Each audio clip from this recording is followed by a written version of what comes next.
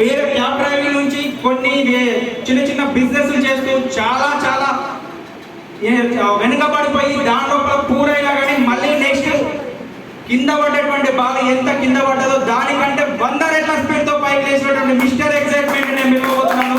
Sir పేరు వచ్చేసి mister Salim sir and Shayi madam.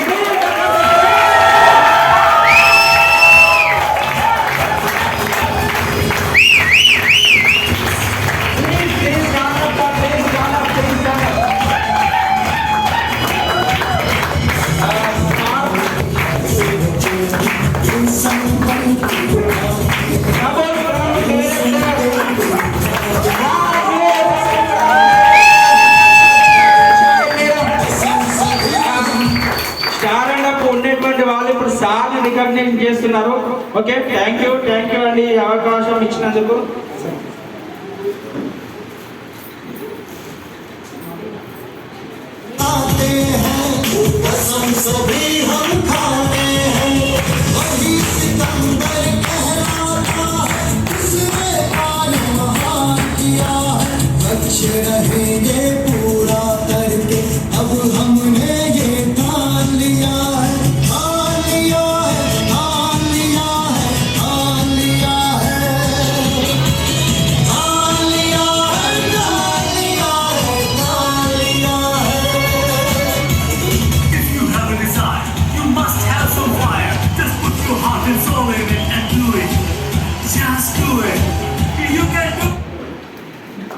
ఒక్క చిన్న డిసిషన్ అండి, సార్ది ఒక్క చిన్న డిసిషన్ తోటి కొన్ని వేల జీవితాలు మార్చబడ్డాయి. ఈరోజు దాదాపు సార్ టీం లోపల దాదాపు 40 వరకు కాళ్ళు తీసుకున్న 30 నుంచి 30 వరకు కాళ్ళు వచ్చాయి. 30-40 కాళ్ళు తీసుకున్నటువంటి వాళ్ళు ₹1,00,000 చెక్కులు లెక్కలేదు.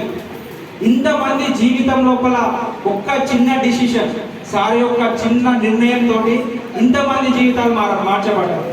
ఓకే, ఇలాంటి ఇంత మంచి ఒక లీడర్ గురించి మనం తెలుసుకోబోయే ముందు మీరు ఒక్కసారి ఫుల్ ఎక్సైట్మెంట్గా సార్ యొక్క స్టోరీ విందాం. ఒక్కసారి థ్యాంక్ యూ అండి, ఈ అవకాశం ఇచ్చినందుకు, మా అందరికీ మా జీవితాలు మార్చినందుకు మరొకసారి థ్యాంక్ యూ వెరీ మచ్.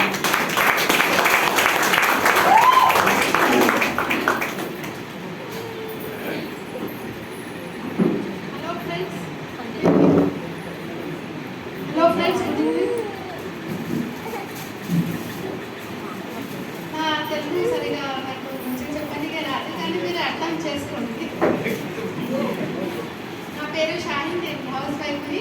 ఇప్పుడు కూడా నేను హౌస్ వైఫ్ని, కానీ మా హస్బెండ్కి నేను ఫుల్ సపోర్ట్ చేస్తున్నాను. చాలా పెద్ద బిజినెస్ అండి మనది, చాలా మంచిగా ఇన్కమ్ వస్తుంది.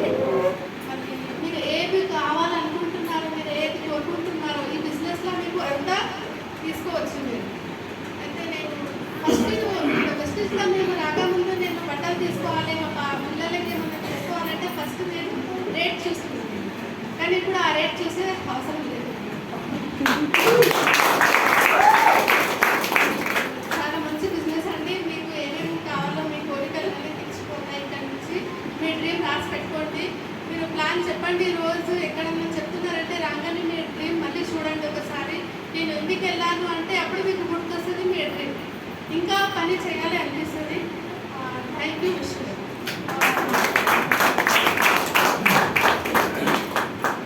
Good afternoon. సో ఫ్రెండ్స్, ఎంత టైం మీకు నేను మాట్లాడాలనుకున్నా, మీరు ఎంత టైం చెప్తే అంత టైంలో కవర్ చేస్తాను. 5 నిమిషాల, 10 నిమిషాల, 15 నిమిషాల, 20 నిమిషాలు. ఎందుకంటే ముందే నేను చెప్పాను అనుకోండి, మీ టైం పక్క ఇంత టైం ఉంటే మీరు గిట్లా ఫ్రీగా ఇస్తారు అనమాట. ఎంత టైం తీసుకోమంటారు? ఎంత?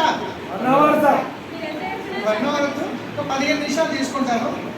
ఎందుకంటే ఈరోజు నేను మీకు కంప్లీట్గా ఒక హోప్ ఇవ్వబోతున్నాను. హోప్ అంటే ఏంటంటే, ఇప్పుడు ఒక పేషెంట్ని తీసుకొని మనము హాస్పిటల్కి వెళ్ళామనుకోండి, ఆ పేషెంట్ కొనో పిట్టలు ఉన్నాడు, ఇప్పుడు అప్పుడు పోయేటట్టు ఉన్నాడు. అలాంటప్పుడు ఆ పేషెంట్ మన స్ట్రక్చర్ని తీసుకొని వెళ్ళారు. డాక్టర్ చూసి అయ్యో ఎందుకు వచ్చినావు కానీ 2 నిమిషాల్లో చచ్చిపోతాడు ఉన్నాడు అనుకోండి, ఆయన వస్తాడా చచ్చిపోతాడా? ఆయన కొనవకృతాలు ఉన్నా కానీ ఏమైంది నాకు ఏం కాలేదు, దెబ్బ తీసుకోక మంచిగా అయిపోతాడు అని ఒక మాట డాక్టర్ అంటే ఆయన నాకేం కాలేదని. ఇక్కడ ఏంటి, ఓన్లీ హోప్ ఇస్తున్నారు. అవునా కాదా? సో ఈ రోజు గిట్ట నేనున్న సిచ్యువేషన్లో నేను ఏ విధంగా సక్సెస్ అయ్యాను, ఇక్కడ కూర్చున్న హాల్లో కూర్చున్న ప్రతి ఒక్క వ్యక్తి డీసీని కావచ్చు, ఆ హోప్ నీకు ఇయ్యకపోతున్నాను. రైట్, రెడీ ఉంటారా? సో ఫ్రెండ్స్, నా పేరు సలీం. నేను మా ప్రాపర్ వచ్చేసి బానూరు, మాది పటంచేరు నుండి 9 కిలోమీటర్లు ఉంటుంది. సో మా డాడీ వచ్చేసి 3 సంవత్సరాల వయసులో, నేను 3 సంవత్సరాల వయసు ఉన్నప్పుడే చనిపోయిండు. నేను మా బ్రదర్ ఇద్దరము. అయితే మా అమ్మ వయసు చాలా తక్కువ ఉండే. నేను 3 సంవత్సరాలు చనిపోయిందంటే చాలామంది ఊళ్ళో గిట్ట చుట్టాలు పాటలు ఉంటారు కదా, ఇద్దరు పిల్లల్ని మాకు ఇచ్చేసి, ఎవరికైనా ఇచ్చేసి నువ్వు ఇంకో పెళ్లి చేసుకొని వెళ్ళు అని చెప్పి గిట్ట అన్నారు. కానీ మా అమ్మ ఒకటి అన్నది, నేను నా పిల్లలే నాకు సర్వస్వం అని చెప్పేసి ఆమె మమ్మల్ని కూలినాలు చేస్తూ అది చేస్తూ పెంచి పెద్దగా చేసింది. 7వ క్లాస్ వరకు నేను చదువుకున్నాను. కూలినాలు చేసి నేను 6వ క్లాస్ ఉన్నప్పుడు ఇంకా వరి వేయడానికి వెళ్ళాను. రాత్రి గడ్డి దొక్కిస్తారు కదా పొలాల కాడ. అన్ని పనులు నేను చిన్నప్పటి నుండి చేసిన. ఎందుకంటే చిన్న ఉన్నప్పటి నుంచి నేను ప్రాబ్లమ్స్ అనేవి దగ్గర నుండి చూస్తున్నాను.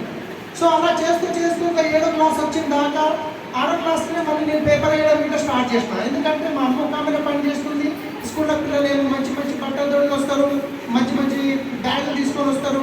మా ఉండే ఎట్లా అనిపిస్తే కదా లోపలికి మేము ఇంకా కొంచెం మంచిగా ఉండాలని 6వ క్లాస్లో పేపర్ వేయడం స్టార్ట్ చేసినాం. మళ్ళీ తర్వాత ఇంకా 7వ క్లాస్కి వచ్చేసరికి ట్యూషన్ ఫీజు కట్టడానికి గిట్ట 20 రూపాయలు ఉంటాయి ట్యూషన్ ఫీజు ఆ టైంలో. అటు 20 రూపాయలు కట్టడానికి గిట్ట రోజు సారింటికి పంపిస్తుండే. ట్యూషన్ పోవాలి, బుక్కులు పెట్టాలి, ఫీజు ఇంటికి రావాలి. ఇంటికి రాగానే ఇంట్లో పైసలు ఇవ్వాలి, మళ్ళీ పోవాలి.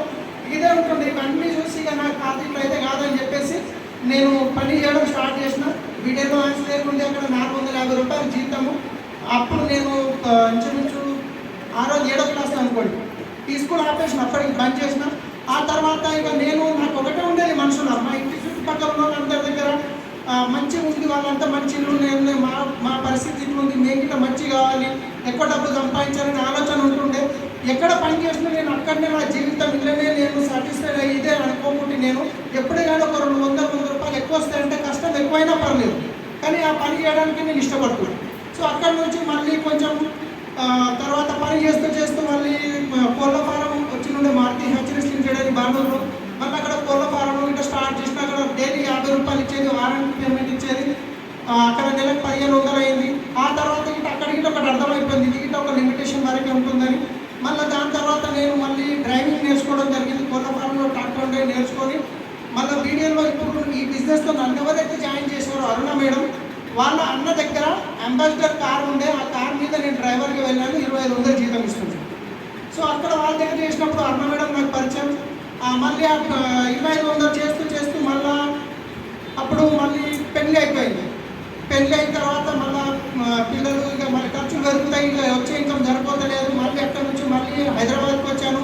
హైదరాబాద్లో జీతం ఎక్కువ ఉంటుంది, కార్ నడుపుకొని. గజల్ శ్రీనివాస్ సింగర్ మీకు తెలిసి ఉంటుంది, గజల్ శ్రీనివాస్ సింగర్ ఆనంద్ నగర్లో ఉండేది, ఖైరతాబాద్లో. ఆయన దగ్గర ఒక 7-8 నెలలు పనిచేసినాం.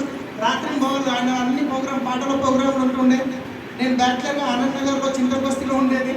సో అక్కడికి చేసిన, అక్కడ 4,500 వచ్చేది. అక్కడ 4,500 వచ్చేది అక్కడ జీతం. దాని తర్వాత మళ్ళీ అక్కడ నుంచి ఆగకుండా ఇంకొంచెం ఇంకా వెతుకుతూ మన హైటెక్ సిటీలో TCS ఉంది, డెక్కన్ పార్క్ ఎర్ర బిల్డింగ్ ఉంటుంది కదా, అక్కడ ఒక ఎంప్లాయీస్ దగ్గర మళ్ళీ జాబ్కి ఎక్కాను.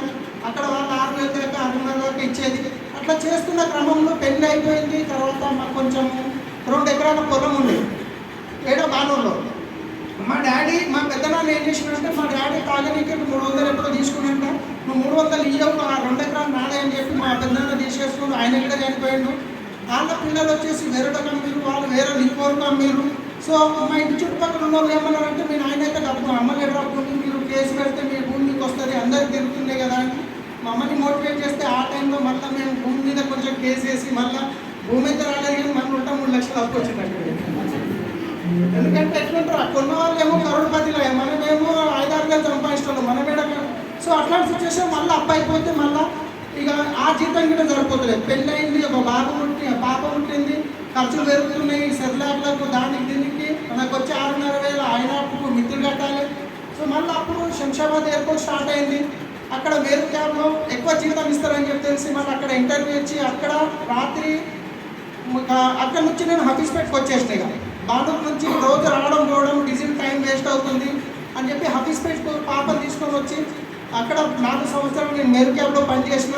ఈ 4 సంవత్సరాల్లో ఉన్న 3 లక్షల అప్పు తీసేసి మంచిగా హ్యాపీగా నడుపుకున్న టైంలో అక్కడ స్ట్రైక్ జరిగింది. మళ్ళీ 1.5 మంత్ డ్రైవర్లు అంతా కలిసి మాకు రోజు రోజుకు పెంచుతున్నారు, మాకు కట్టేది అమౌంట్ రోజు 500 నుంచి 600 చేసిరు, 1100 చేసిరు, 1200 చేసిరు, మాకు డీజిల్ డబ్బులు సరిపోతున్నాయని చెప్పి వాళ్ళు స్ట్రైక్ చేసిరు. ట్యాంక్ బండ్ మీద 45 రోజులు వెహికల్స్ అని ఆపేసారు, 600 వెహికల్స్. ఆ టైంలో మళ్ళీ తినడానికి కష్టమవుతున్న పరిస్థితుల్లో నేనేం చేసిన, మా వైఫ్ దగ్గర కొంచెం బంగారం ఉంటే అది అమ్మేసి మా నాన్న దగ్గర 50,000 అప్పు తీసుకొని ఇంకో దగ్గర 50,000 తీసుకొని 1,50,000 డౌన్ పేమెంట్ చేసి ఒక కార్ తీసుకున్నాను. ఎందుకంటే నాకు రెగ్యులర్ కస్టమర్స్ ఉన్నారు. ఆ కార్ తీసుకొని నడుపుతూ మళ్ళీ నాకు కొంచెం హోటల్స్ నుంచి టైప్ పెట్టుకొని బిజినెస్ అనేది పెరుగుతుంది నాది, నా కస్టమర్స్ పెరుగుతున్నారు. ఆ టైంలో మా ఫ్రెండ్స్ కొందరు వెహికల్ తీసుకున్న వాళ్ళు ఉంటే వాళ్ళకి ఏం చెప్పినంటే, మీరు ఎక్కడైనా డాట్ క్యాబ్ కానీ ఎక్కడైనా మీరు డబ్బు అటాచ్ చేయాలి, వాళ్ళకి 6,000 కట్టాలి, నాకు అన్ని వద్దు, నాకు 25,000 ఇవ్వండి, నేను బిజినెస్ ఇస్తాను అని చెప్పేసి అట్లా ఒక్కొక్క వెహికల్ పెంచుతూ 40 వెహికల్స్ నా దగ్గర అటాచ్కి వచ్చినాయి అన్నమాట. కాల్ సెంటర్ పెట్టిన 5 మంది అమ్మాయిలు పనిచేసేది, మంచిగా నడుస్తుంది. నెలకు 50,000-60,000 మిగులుతుంది. ఇక 50,000-60,000 వస్తుంది కదా అని చెప్పేసి హఫీస్పేట్లో మళ్ళీ మా తెలిసిన కస్టమర్ ఉండే ఆయన పేరు మీద లోన్ తీసుకొని ఒక ఇల్లు కొన్న. ఆ టైంలో 8 లక్షలకి హఫీస్పేట్లో 70 గజాలు, ఎందుకంటే 60,000-70,000 వస్తుంది కదా. కొన్న తర్వాత మంచిగా నడుస్తున్న టైంలో ఓలా క్యాబ్ ఎంట్రీ వచ్చింది. హైదరాబాద్లో ఓలా క్యాబ్ రావడం వల్ల ఎవరైతే కస్టమర్స్ ఉండేరో నా దగ్గర అటాచ్మెంట్ 40 మంది ఉండరో వీళ్ళందరూ ఓలా దగ్గరికి వెళ్ళిపోయారు, ఎందుకంటే వాళ్ళు ఎక్కువ డబ్బు ఇస్తున్నారు కాబట్టి. సో అప్పుడు ఏమైంది, నా దగ్గర బిజినెస్ ఉంది కానీ వెహికల్స్ లేవు. ఇప్పుడు ఏం చేయమంటారు, నేను ఏంటన్నా డ్రైవింగ్ చేయాలా లేకపోతే అప్పు చేసి కార్లో కొనాలన్నా? మీరైతే ఏం చేస్తారు? ఒకవేళ నేను ఏమైనా పోయి డ్రైవింగ్ చేయొచ్చు, ఇవన్నీ పని చేసి 15,000 నుంచి 20,000 ఇస్తాను. కానీ నేను ఇల్లు కొన్నా, ఇంటి పిల్లల ఫీజులు ఇవన్నీ నా మీకు వస్తాయి. బాగుసారికి అక్కడ ఐడియా షోరూమ్లో పనిచేసేది, నేను హఫీస్పేట్లో ఉన్న టైంలో సిమ్ తీసుకుని పోయినా. నా డ్రైవర్లకు సిమ్లు అవసరం ఉంటాయి కదా, 11 మంది డ్రైవర్లు ఉండేది. కొంచెం నాకు 786 అనే సిమ్ గురించి 25,000 పెట్టి ఆయనకు చెప్పి, అప్పుడు నాకు పరిచయం లేదు, ఆయన అక్కడ పని చేస్తుంది ఐడియా షోరూమ్లో ఆర్టీ ఆఫీస్ దగ్గర, అప్పుడు పరిచయం నాకు. సో అట్లా చేస్తూ ఇంచుమించు నేను వెహికల్స్ కొన్నాను. ఒక్కొక్క వెహికల్ 3 లక్షల రూపాయలు డౌన్ పేమెంట్ చేయాలి, ఒక వెహికల్ కొనాలి. 40 వెహికల్ చేసే బిజినెస్ని 10 వెహికల్స్ కొని ఆ 10 వెహికల్స్ మీద నేను బిజినెస్ నడిపించిన. మళ్ళీ ఒక సంవత్సరం మంచిగా నడిచింది, మళ్ళీ 60-70,000 మిగిలిన స్టేజ్కి వచ్చింది. అక్కడ ఈ తీసుకున్న అప్పు నెలకి 70,000 ఇంట్రెస్ట్ కట్టాలి. ఈ డ్రైవర్లకు అందరికి ఇచ్చిన 50,000 70,000 మిగులుతుంది.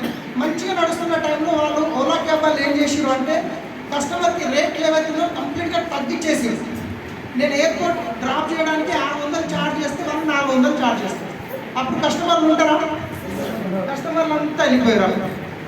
ఇప్పుడు ఏం చేయాలి, నేను బండ్లు తీసుకున్న 10 బండ్లు 24 లక్షలు అబ్బాయింది, నెలకు 70,000 ఇంట్రెస్ట్ కడుతున్నా, బిజినెస్ ఏమో జీరో అయిపోయింది, డ్రైవర్లు ఏమో కూర్చొని పోతున్నారు, ఈఎంఐ ఆగవు, డ్రైవర్లకు శాలరీస్ ఆగవు. అప్పుడు మళ్ళీ బిజినెస్ ఎట్లయినా డెవలప్ చేయాలి. మళ్ళీ ఒక 3 నెలలు తిప్పరవాడా, ఈ 3 నెలలు ఏం నడవలేదు, మళ్ళీ ఉంటారు 2,70,000 అప్పు వేసి ఈఎంఐ కట్టినాం, శాలరీ కట్టినాం, డ్రైవర్లకు శాలరీస్ ఇచ్చింది. ఇలాంటి సిచ్యువేషన్లో ఫైనల్గా తిరిగి చూస్తే నా దగ్గర మిగిలింది 24 లక్షలు అప్పు. ఎందుకంటే బండి తిరిగినప్పుడు ఇంటి ముందు పెట్టుకున్నాం అనుకోండి, దానికి ఈఎంఐ ఆగుతుందా? అమ్మాలి కదా. అమ్మేస్తే కంటిన్యూ ఫైనాన్స్ ఉన్నప్పుడు ఎవరైనా కానీ కొత్త బండి పెట్టించి తీసుకుంటారా? 50,000 60,000. అలాంటి సిచ్యువేషన్లో ఇక నాకేం అర్థం కాలేదు అసలు. ఇప్పుడు అవి గుర్తుకొస్తాయా? మనకు భూమి ఉంది, ఇల్లు ఉంది అంటే చలో భూమి అన్నీ అప్పు కట్టేద్దాం అనిపిస్తుంది. మొదటి నుంచి మనకి ఏం లేకపోయి అప్పుల వైపు పానం తింటున్నారు. అప్పులకి నువ్వు అసలు లేకున్నా సరే మెత్తిస్తుంది ఆ టైంకి, అవునా కదా? సో అట్లాంటి టైంలో ఏం చేయాలో అర్థం కాని సిచ్యువేషన్లో మళ్ళీ నాకు అరుణ మేడం ఫోన్ చేసింది. సలీం ఒక్కసారి చాలా రోజులైంది మన చచ్చిపోయిన సార్, ఒక్కసారి రాలేవు, మా ఇంటికి ఒక్కసారి రా, ఒకసారి భార్య పిల్లలు తీసుకొని రా అంటే నా కష్టాలు నేనున్నా. అయినా కానీ సరే మేడం పిలుస్తుంది కదా అని చెప్పేసి నేను అక్కడ యాక్చువల్గా ఒక దావత్ పోతున్నాం మా చుట్టాలది. పోతూ కలుద్దామని వాళ్ళ ఇంటికి పోయినా కలిసిన తర్వాత మేడం కూర్చోబెట్టి చాయ్ ఇచ్చిన తర్వాత ప్లాన్ చెప్తుంది. కానీ నాకు ఇవన్నీ బేకార్, ఇలాంటివి నడుస్తాయి, ఆ ఇవన్నీ సిచ్యువేషన్లో ఇవి 4 రోజుల పని, మన ముందే నా పరిస్థితి బాగాలేదని చెప్పేసి నేనేమో ఇట్లా వదిలేస్తున్నాను. అవసరమైతే ఉంది నాకు, కానీ అది నా మైండ్లోకి పోతలేదు. జబర్దస్తిగా ఆమె ఏం చేసింది, ఒక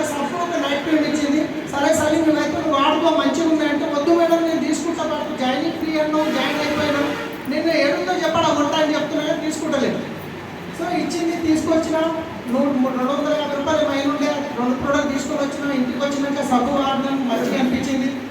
నైట్ క్రీమ్ వాడింది, మంచిగా ఉందని చెప్పింది. కానీ మళ్ళీ మంచిగా ఉందని మేడం ఫోన్ చేస్తే ఏం చేస్తారు, బిజినెస్ చేయమని నేను చెప్పలేక మంచిగా. మళ్ళీ ఒక 2 రోజులకు ఫోన్ చేసింది, మేము కొన్ని చెక్ చేద్దాం సార్, కుక్కర్ని సార్ అని మా అప్లై ఉన్నాడు, ఒకసారి ఏడులో నువ్వు ఇంటికంటే వచ్చి కలుస్తా అంటే, మంచిది మేడం వాళ్ళ ఇంట్లో నేను డ్రైవింగ్ చేసిన వాళ్ళ చేతులతో పెట్టిన అన్నం తిన్న వాళ్ళని వద్దంట మనం రండి అన్న ఆఫీస్కి వచ్చి కూర్చుంటూ కుక్కర్ని సార్ ప్లాన్ చెప్పిండు. అప్పుడు కొంచెం మంచిగా అర్థమైంది, అంటే అక్యుమిలేటివ్ సిస్టమ్ అనేది బిజినెస్తో అని.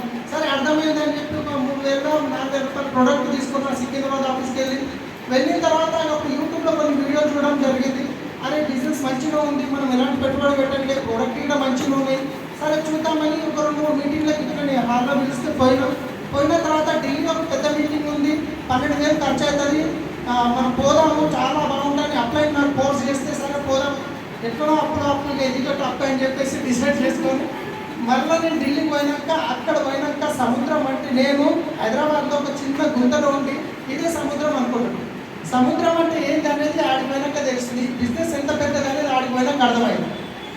ఇక ఆడిపోయినాక నాకు ఒకటి అర్థమైంది, ఎస్పీ గారు సార్ ఏమన్నాడంటే, ఒక వ్యక్తి ఇప్పుడు అది 3 రోజుల సెషన్ ఉంటుంది, 3 రోజుల సెషన్లో సెకండ్ డే అందరికీ ప్రాబ్లమ్స్ ఉంటాయి కదా, ప్రాబ్లమ్స్ అంటారు, ఏమేమి ఉంటాయి ప్రాబ్లమ్స్ చెప్పండి ఒకసారి అంటే, ఒక వ్యక్తి నా మధ్యలోకి ఒక ఆయన లేచి, సార్ నేను బిజినెస్ స్టార్ట్ చేసిన 12 లక్షలు అప్పు అయిపోయింది సార్, నేను చాలా పరిశ్రమ ఉన్నాను. ఆయన 12 ఉన్నది 24 లక్షలు నేను చెప్పలే. ఆయన స్టేజ్ మీద పిలుచుకున్నాను, ఎవరు ఎస్పీ వారు పిలుచుకొని ఒకటే చెప్పిన, హాల్ డోర్లు అన్ని బంద్ చేయండి, లోపల బయటికి పోయట్లేదు, బయట లోపలికి వచ్చేది 1 గంట అని చెప్పి ఆ 1 గంట సెషన్ తీసుకోండి. అప్పు చేసింది ఎవరు? నేను. అప్పు అయిపోయింది, దాన్ని నేను అప్పు అయిపోయిందని నెట్ మీద పెట్టుకొని చుట్టాలకు దోస్తులకు అందరికీ చెప్పుకోవడానికి అనుకోండి, అప్పు ఏమన్నా పోతుందా? మరి అప్పు చేసుకొని నేను అన్నప్పుడు అది నెక్స్ట్ చేయాల్సిందేంది, దాన్ని తీర్పాలంటే ఏం చేయాలి, పని చేయాలి, అవునా కదా? కానీ నేనేం చేస్తాను, నాకు ప్రాబ్లం వచ్చింది ఊరంతా చెప్పుకొని తిరిగితే నేను ఫోన్ చేసినా ఎవరు లేకపోతే, అరే వీనికి అప్పు నేను ఫోన్ చేసి పక్క పైసలకే చేస్తుంటాను. మళ్ళీ ఇంకోటి తప్పు తీసుకొని సాటించుకొని తిరుగుతాం ఊళ్ళో, వీడు అయిపోయింది వీడి పని అయిపోయింది, అవునా కదా? సార్ ఏం చెప్పిందంటే, మనము ఒక కుర్చీ నెత్తి మీద పెట్టుకుని ఒక ప్రాబ్లం పెట్టుకొని తిరుగుతూ ఉంటాం, నాకు ప్రాబ్లం అయింది, నాకు తింటలేరు, నాకు ఎవరింటలేరు, నా మనసు తింటలేరు, నాకు మా అయ్య కొట్టిండు, మా తమ్ముడు తింటుండు, మా భార్య కొట్టింది, ఇదే చెప్పుకుంటా మనం నెత్తి మీద బరువు పెట్టుకొని ఏం చేస్తాం, కుంగిపోతాం. తీసి పడేయండి ఇవన్నీ. మీ అప్పులు ఉన్నాయి కదా, అప్పులైన దగ్గర పోండి, నేను ఇమాన్దార్ మనిషిని, నాకు 1 సంవత్సరం నీ పైసలు టైంకి ఇస్తాను, నువ్వు ఇప్పుడు నన్ను ఇబ్బంది పెట్టినావు, నేను డబ్బులు వేయలేదు, నువ్వు తీసుకోలేదు, నాకు టైం ఇస్తే నేను పైసలు కడతాను, నీకు లేదంటే నేను ఏం చేయలేదు. మీ టైంలో అప్పులో దగ్గర టైం తీసుకోండి, పని చేయండి, రాత్రి బాగా కష్టపడండి, 100% మీరు చేయగలుగుతారని. 1 గంట సెషన్ నాకేమనిపించిందంటే, సార్ నాకే చెప్పుకుంటేమో అనిపించింది. ఆ తర్వాత సార్ చెప్పినట్టు వచ్చి నేను అప్పుల దగ్గర పోయినా, ఇదే చెప్పినా, వాళ్ళ టైం తీసుకున్నా, రాత్రి బాగా కష్టపడ్డా, 24 నెలల్లో 1,00,000 రూపాయల ఇన్కమ్ నేను తీసుకున్నాను. 1,00,000 రూపాయలు అనగానే మీరు సపోర్ట్ కొడుతుంది, 1,00,000 రూపాయలు రాగానే అకౌంట్లో పడగానే గంట సేపట్లో ఇంట్రెస్ట్లకి గూగుల్ పే చేసేస్తుంది నేను. ఎందుకంటే రానప్పుడు అంటే ఆపిన వచ్చినప్పుడే తీయాలి కదా, 1,00,000 రూపాయలు వచ్చినప్పుడు గిట్ట చెప్పుకోనికనే ఉండే, కానీ అందరికి ఎందుకంటే చేసింది నేను కట్టాలి కాబట్టి ఆ టైంలో గిట్ట సరే మొత్తానికి అయితే నేను చేస్తూ కంప్లీట్గా స్టార్ట్ చేసినప్పుడు ఫస్ట్ మంత్ ఇన్కమ్ 394 రూపాయలు, నా లాస్ట్ హైయెస్ట్ ఇన్కమ్ 3,49,000 రూపాయలు. సో నేను ఇదంతా ఎందుకు చెప్తున్నా అంటే, నేనున్న బ్యాక్గ్రౌండ్ నుంచి, నేను ఉన్న పరిస్థితి నుంచి పని చేసినప్పుడు ఇక్కడ ఉన్న వాళ్ళు ఎవరో ఒకరు జాబ్ చేస్తున్నారు, లేకపోతే స్టూడెంట్స్ ఉన్నారు, ఉండొచ్చు కొన్ని అప్పుడు ఉండొచ్చు, కానీ నాలాగే ఉన్నాయి ఎవరికైనా ఉంటే కనుక తొందర సక్సెస్ అవుతారు, టెన్షన్ జరుగుతుంది. ఎందుకంటే మనం కంఫర్ట్ జోన్ ఉంటే సక్సెస్ కాలేదు. సక్సెస్ అచ్చి జిందగీ బహుత్ అచ్చి జిందగీకి దుష్మన్ అవుతాయి అంటారు. అచ్చి తెలుగులో చెప్తుంది, మంచి జీవితం అంటాం కదా, మంచి జీవితం ఏంటి, ఒక నెలకు 1,00,000 రూపాయలు జీతం వస్తుంది, జాబ్ చేస్తున్నా, ఇల్లు ఉన్నది, పిల్లల పెళ్ళిళ్ళు అయినాయి, ఇక నాకు ఏం అవసరం, నా రోడ్లు అయితే తీసుకోపోతున్నాను అయిపోతాయి, ఇది అచ్చి జిందగీ. ఏం అవసరం కాదు, వస్తున్నాయి 1,00,000 రూపాయలు, ఈఎంఐకి 20,000 అవుతున్నాయి, పిల్లలకి 20,000 అవుతున్నాయి, 20,000 మిగులుతున్నాయి సార్, ఇది మంచి జిందగీ. ఇది ఏం చేస్తుందంటే బహుత్ అచ్చి జిందగీ అంటే చాలా మంచి జీవితం ఏదైతే ఉంది కదా, దాని యొక్క శత్రువు ఇది పని చేయలేదు. ఏ సాల్ పట్టి ఇంకేం చేస్తావు, అవసరం అవన్నీ మనకు తీసుకుపోతాం. ఉత్త చేతులతో వచ్చినా ఉత్త చేతులతో పోతాం. ఇది కంఫర్ట్ జోన్లో ఉంటారు అనమాట. ఈ లైఫ్ మంచి లైఫ్ని ఓడియదు అనమాట, దాని యొక్క శత్రువు అనమాట. సో ఇక్కడ ఉన్న ప్రతి ఒక్క వ్యక్తి సక్సెస్ కావచ్చు. నేను రీసెంట్గా చెన్నై మీటింగ్కి వెళ్ళినప్పుడు మొన్ననే సింహాచారి సార్ ఇటు వచ్చారు. దీపక్ సార్ కంపెనీ ఫౌండర్ ఒక స్టోరీతో స్టార్ట్ చేసింది. ఆ స్టోరీ ఏంటంటే, ఒక ఊర్లో 2 బాబులు ఉండేది. ఒక ఫ్యామిలీ, భార్య భర్త, వాళ్ళకి 2 పిల్లలు ఉండేది. అయితే ఆయన ఏం చేసేదంటే, ఆ భర్త బాగా తాగేది, పత్తాలు ఆడేది, భార్యను కొట్టేది, ఊళ్ళో అప్పులు చేసేది, మొత్తం అన్నీ మంచి అలవాట్లేదు. అయితే ఈయన ఏం చేసేదంటే, వీళ్ళకి 2 పిల్లలు ఉన్నారు కదా, 2 మగ పిల్లలు ఉన్నారు. ఇట్లా చూస్తూ ఉన్నాడు. ఆ ఊళ్ళో సర్పంచ్ గమనిస్తున్నాడు. అట్లా చూస్తుంటే ఈయన రోజు ఇదే అలవాటుతో ఏమైందంటే, పిల్లలు పెద్దగా అయ్యారు. కొన్ని రోజుల తర్వాత, ఒక 25 సంవత్సరాలు అయిన తర్వాత ఇద్దరు పిల్లల పెళ్ళిళ్ళు అయినాయి. 2 పిల్లల పెళ్ళిళ్ళు అయిన తర్వాత మళ్ళీ ఒక 5 సంవత్సరాలు గడిచిన తర్వాత ఒక కొడుకు ఏమో కరోడ్పతి అయిపోయాడు, రెండో కొడుకు ఏమో బికారి అయిపోయాడు. సో ఆ సర్పంచ్కి ఒక డౌట్ వచ్చింది, అసలు వీళ్ళను జమాన నుంచి చూస్తున్నా నేను, ఈ నాకు అన్న ముందరిని ఇంత ఎదిగారు, ఒక ఆయన కరోడ్పతి అయిపోయింది, ఇంకా ఆయన ఏమో రోడ్డుపతి అయిపోయాడు. అసలు కారణం ఏంటి, రీజన్ ఏంటి, నేను అడుగుతా అని చెప్పేసి ఎవరైతే రోడ్డుపతి అయిపోయాడో, ఒక కొడుకు ఏమైండు, తాగిపోతాయిండు, భార్యను కొడుతున్నాడు, పిల్లలను కొడుతున్నాడు, పత్తాలు ఆడుతున్నాడు, అన్ని అడ్డమైన అలవాట్లు ఉన్నాయి. ఇంకో కొడుకు ఏమైండు, కరోడ్పతి అయిపోయాడు. అయితే ఎవరైతే బికారి అయిందో ఆయన దగ్గరికి వెళ్ళి అడిగాడు, నేను చూస్తున్నా, కొన్ని సంవత్సరాల నుంచి చూస్తున్నా, మొదటి పిల్లలు ఉన్నప్పటి నుంచి చూస్తున్నా, నువ్వు ఈరోజు ఇలా ఉండడానికి రీజన్ ఏంటి? ఏముంది సార్, మా నాయననే అన్నాడు. మీ నాయననా? అట్లెట్లా అంటే, మా నాయన బాగా తాగుతాడు, నేను బాగా తాగుతాను. మా నాయన పత్తాలు ఆడతాడు, నేను పత్తాలు ఆడతాను. మా నాయన మా అమ్మని కొడుతుండే, నేను నా పిల్లల్ని కొడుతున్నాను. మా నాయన మా అమ్మని కొడుతుండే, నా భార్యను కొడుతున్నాను. రైట్, ఇదంతా మా నాయన చూసి నేర్చుకున్నా సార్. మా నాయనకి ఏది ఉండేనో అదే నాకు వచ్చింది. సరే మీరు ఇట్లుండని రెండో కొడుకు దగ్గరికి వెళ్ళండి. సో నేను ఎన్ని రోజులు చూస్తున్నా, ఈరోజు నువ్వు తమ్ముతో మాట్లాడినా ఆయన మా నాయననే రీజన్ అనుకుంటూ, ఈరోజు నువ్వు కరోడ్పతి కావడానికి రీజన్ ఏంది అని అడుగుతాడు. ఎవరు కరోడ్పతి అయిన కొడుకు? మా నాయననే సార్ అంటాడు. అరే అట్లెట్లా అంటే కనుక, మా నాయన ఊరికే తాగుతుండే, నేను జీవితంలో తాగొద్దని డిసైడ్ అయిపోయింది. మా నాయన ఊరికే పత్తాలు ఆడుతుండే, నేను ఎప్పుడు పత్తాలు ఆడొద్దని డిసైడ్ అయిపోయింది. మా నాయన మమ్మల్ని బాగా కొడుతుండే, నేను నా పిల్లల్ని జీవితంలో కొట్టొద్దని డిసైడ్ అయిపోయాను. మా నాయన బాగా అందరినీ అప్పులు అడుగుతుండే, నేను ఎవరిని అడగొద్దని డిసైడ్ అయిపోయింది. సో దీనివల్ల పరిస్థితి ఒకటే, ఆలోచించే విధానం చేయాలి. ఈరోజు ఇక్కడ హాల్లో చాలామంది కూర్చున్నారు. ఈరోజు సెషన్ని పాజిటివ్గా తీసుకుంటే రేపు రానున్న రోజుల్లో మీరు ఇక్కడ డివిజీలు కావచ్చు. నెగిటివ్గా తీసుకోవచ్చు. రెండు రకాలుగా ఆలోచించవచ్చు. ఏమి చెప్తారు, స్టేజ్ మీద భలే చెప్తారు, కోట్లు సూట్లు వేసుకొని ఇవన్నీ చూడలేమా, ఇవన్నీ 4 రోజుల మాట అంటారు వీళ్ళు ఉన్నారు. లేదు, ఈరోజు ఆయన సక్సెస్ అయినట్టు నేను ఇలా సక్సెస్ అవుతాను వీళ్ళు ఉన్నారు. దీంట్లో మీరు ఏ కోవా జరుగుతారో మీరు తీసుకునే డిసిషన్ పైన ఉంటుంది. కనుక మీరు రైట్ డిసిషన్ తీసుకుంటే 100% మీరు సక్సెస్ కావచ్చు. సిచ్యువేషన్ ఒకటే, ఎందుకంటే కొన్ని రోజుల తర్వాత నాకు తెలుసు, కొందరు కనిపించారు, కొందరు డీసీడీలు అవుతారు. ఆ ఎవరంటే నేను చెప్పాను, ఎవరి దగ్గర పెయిన్ఫుల్ డ్రీమ్ ఉందో వాళ్ళు మాత్రం పక్క ఇంటికి వస్తారు. ఏంటంటే మనకు ఎస్పీ బాలకృష్ణ సార్ మొన్న రీసెంట్గా ఒక ప్రోగ్రామ్ చేసిండు, దాంట్లో హిందీలో చాలా బాగా చెప్పిండు సార్. దాన్ని ఒక 5 నిమిషాల్లో నేను కవర్ చేస్తాను. నేను సార్ ఏం చెప్పిండంటే, అపరాధి కౌన్ అంటే అపరాధి అంటే ఎవరు? శత్రువు కదా. శత్రువు ఎవరు? మనం ఏమనుకుంటామంటే, శత్రువులు మా ఇంటి పక్కన ఉన్నారు, మా పాలర్లు, మా బాసు, వీడే నాకు శత్రువు అనుకున్నాడు. అవునా?